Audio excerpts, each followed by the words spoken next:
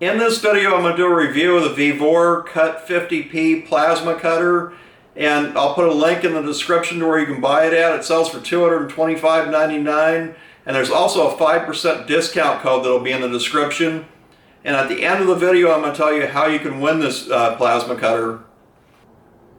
And to win this plasma cutter, all you're going to have to do is be in the United States and leave a comment on this video.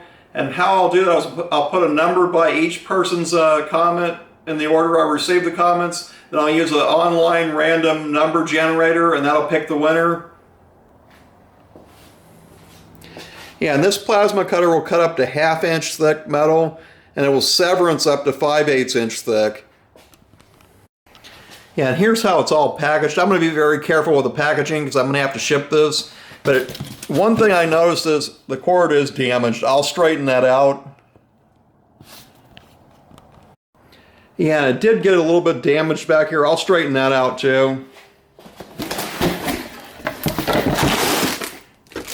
And this is a dual voltage machine, and it will run on 110 volts also, but it won't cut a stick of metal when you're using it on 110 volts.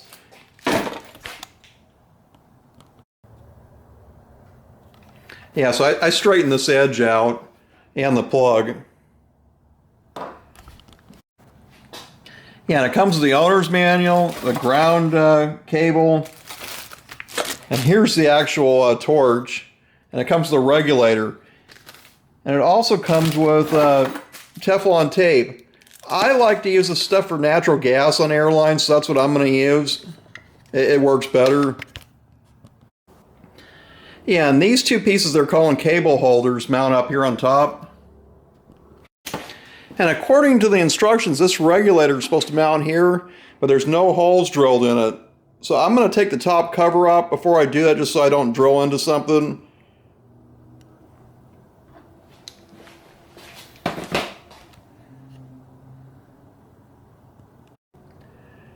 Yeah, so to drill these holes for this, to mount this regulator on here, I have to be very careful. It's real close to the circuit board, because it mounts like right back here. Yeah, and here's the instructions. It shows exactly where that's supposed to go at.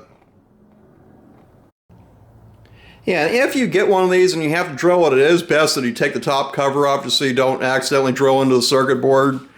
And these are the type of screws that I use to hold that on there, since it didn't come with them.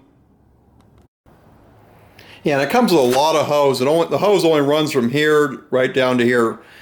But I'm not going to put Teflon tape on any of this stuff, since I'm going to have to take it back apart to ship it. Yeah, and with a plasma cutter, it is best that you have no moisture in your air. Yeah, and here I have 2 water traps set up. And most of the time I also use one of these motor guard filters to make sure the air is dry. And they say run this at 45 psi. The gauge is in metric, so the black numbers are megapascals. That'd be at 3.1. Another thing I think I would do is go to the hardware store and buy one of these fittings for a hose, because the threads on it are straight. They're not. There's no taper to it, so it screws all the way in and it leaks. Yeah, and with a plasma cutter, it will basically cut anything that conducts electricity, like steel, aluminum, stainless steel. I think it'll cut copper too. I never tried that.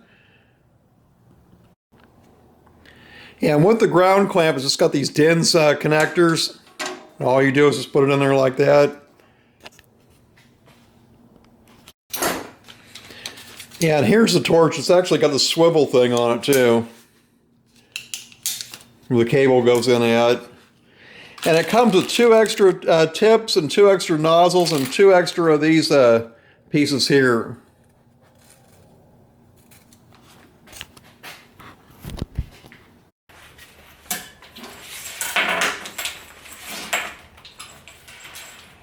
Yeah, so now I'm hooking the torch up. And it's pretty simple to do that.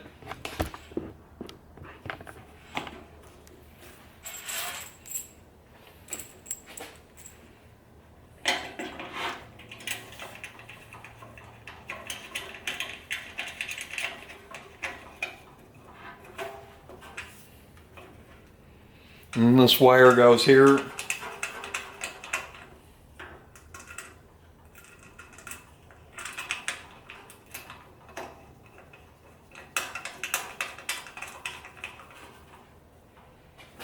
Yeah, so now I'm actually ready to try it out.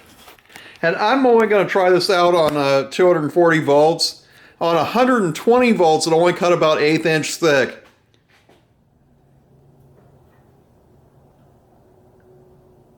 Yeah, on 240 volts, it should cut much better.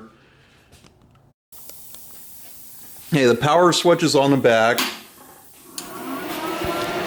Yeah, when I use a plasma cutter, I like to keep it turned all the way up. The only reason really for turning it down is if you're plugging into 120 volts. I know some people keep changing the settings for every different thing they're cutting, but you really don't have to do that.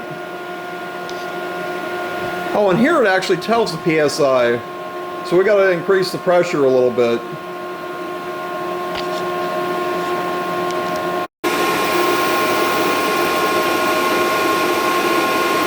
Okay, so what the pressure is going to get set at is 3.5 to 4.5. So I'm just going to set it at 4.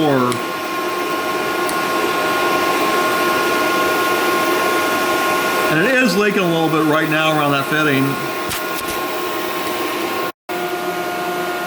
Yeah, and these are the glasses I like to use. They're shade 5. You can also use a welding helmet.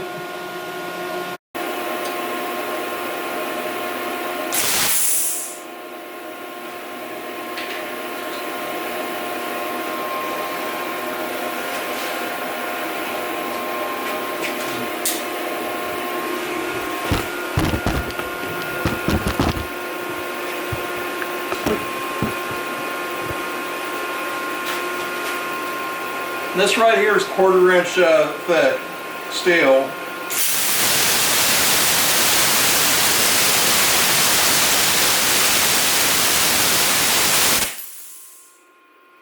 And this is 1/8 inch aluminum.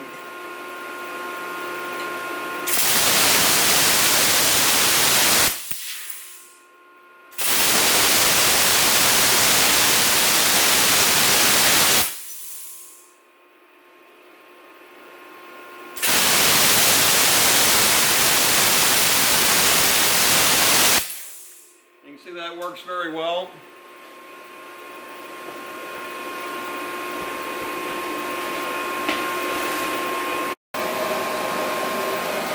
Yeah, these machines work best if they're plugged in a 240 volts 50 amp plug socket. And there's a lot of other people out there that plug it into 120 volts and it's popping the breaker, but it doesn't do that if you plug it into a 50 amp socket. Yeah, another nice thing about a plasma cutter is it doesn't get the metal real hot like an oxyacetylene torch.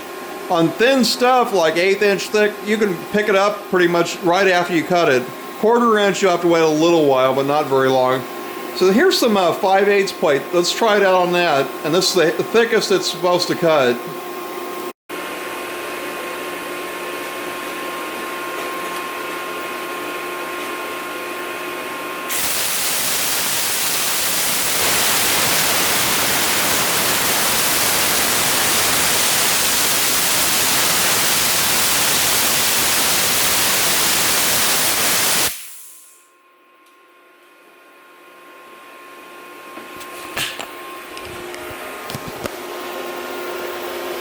Yeah, and it cut it.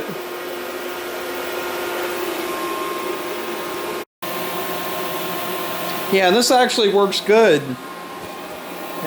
And yeah, if you buy like a Hypertherm, it's 10 times the price.